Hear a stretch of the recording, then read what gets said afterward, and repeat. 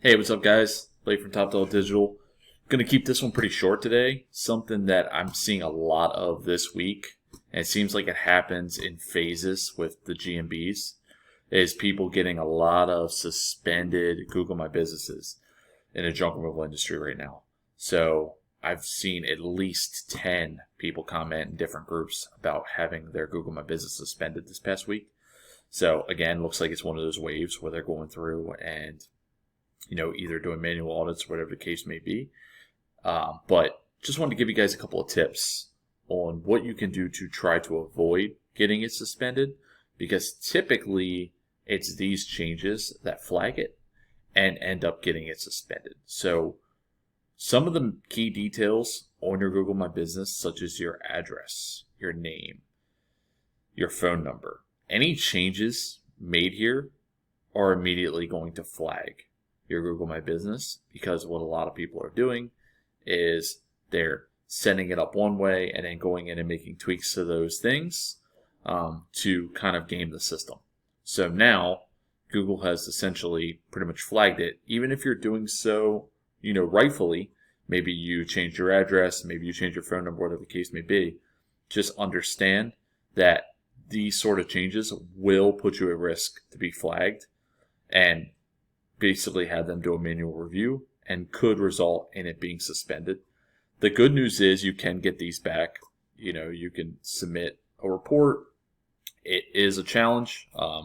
Google's not the easiest to work with. You may want to pay somebody to handle it for you if you don't have the time. I know that's an option. We don't actually offer that service, but I do know there's a lot of people who do in the junk removal space.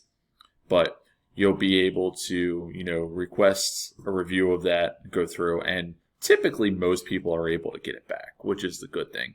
It's just a pain initially having to deal with it. So trying to prevent that for some of you who see this video. Any major changes, address, name, phone number are typically going to put a flag on it. So if you can, at all costs, try to avoid that. And the other issue that I've seen for some who have been flagged is they're basically their keyword stuffing. So their Google My Business is John's Junk Removal of Arizona Junk Removal. Like, they're throwing in all these different things to keyword stuff, which I understand the logic behind it, because yes, it can be useful and helpful in order to rank on the map pack, but Google is going to find out about it, and they're eventually going to get flagged for doing this. So you want to make sure that the name that you have for the Google My Business matches your business name, okay? Or else you will be at risk of being flagged. There's obviously some workarounds, different things like that. I won't go too deep into those details today, but just to keep things simple for you guys, try to avoid stuffing keywords inside of the name, because eventually they will catch on and you'll be flagged.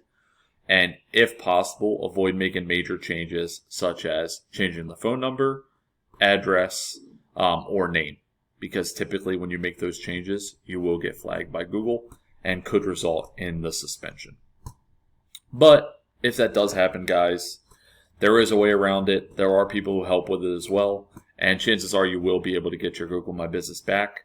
But if you want to try to avoid that headache in the first place, which I know most of you do, I wanted to make a short video to give you some of the things to avoid in order to not get that Google My Business flagged and deal with some of the stuff that a lot of people are dealing with right now.